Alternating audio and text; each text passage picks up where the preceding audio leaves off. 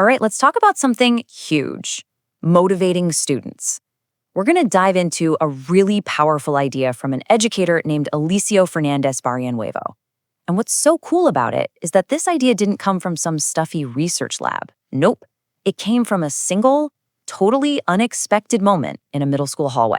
Okay, so have you ever been in this situation? I mean, if you're a teacher, a manager, even a parent, you know exactly what I'm talking about.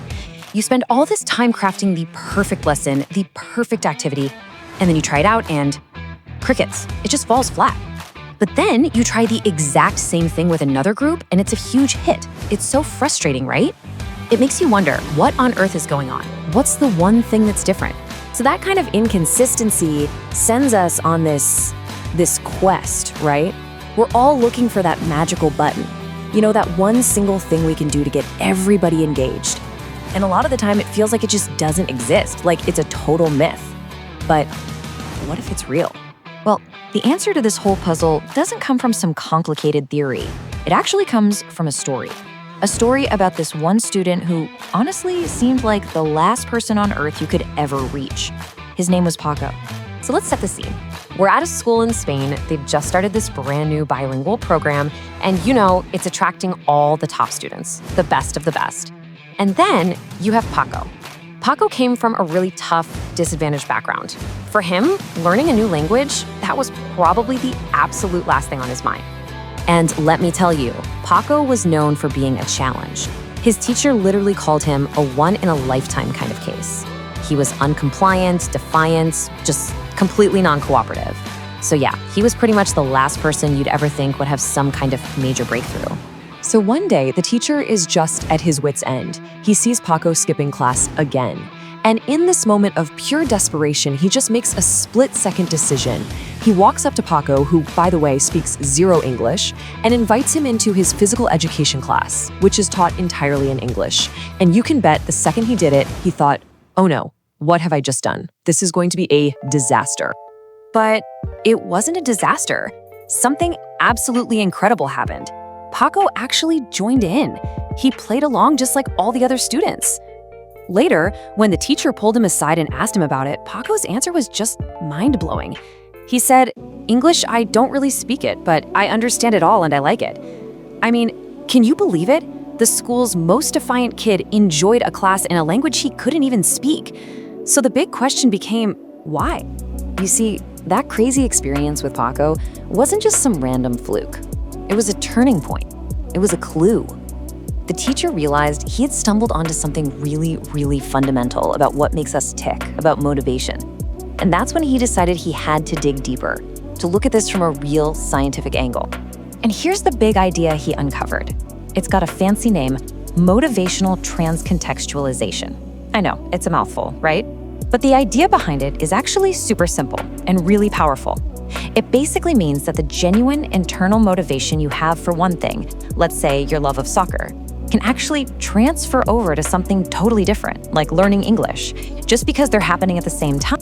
And look, this isn't just a feel-good story about one kid. This whole idea was put to the test. They did a research study with, get this, 3,355 students, and the science backed it up.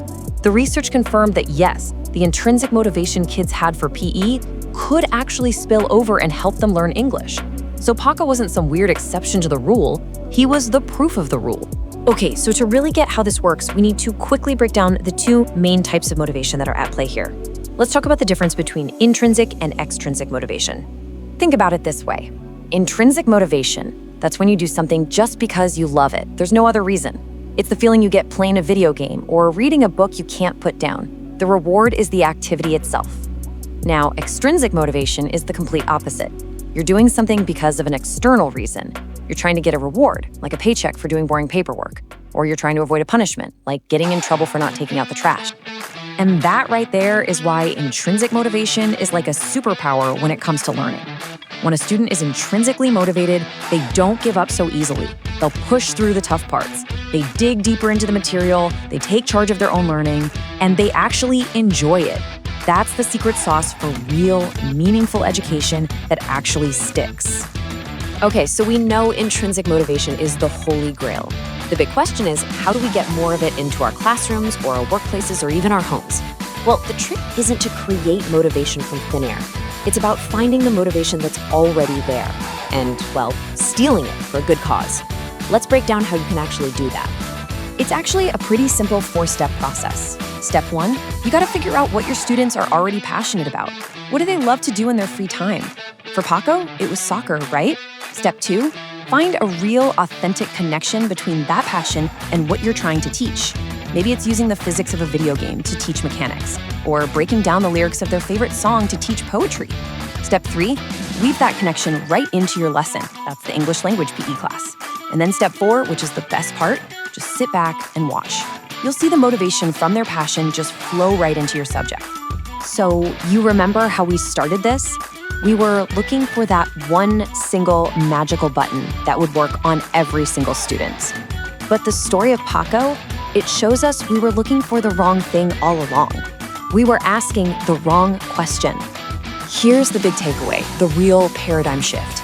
The goal isn't to create one perfect activity that works for the whole class. That's impossible. The real goal is to become a kind of motivation detective. Your job is to uncover what makes each individual student tick, and then use that passion as a bridge to get them to what you need them to learn.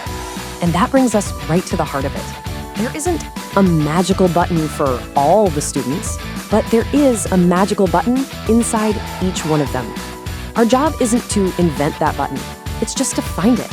And there's only one way to do that. You have to actually get to know them as people.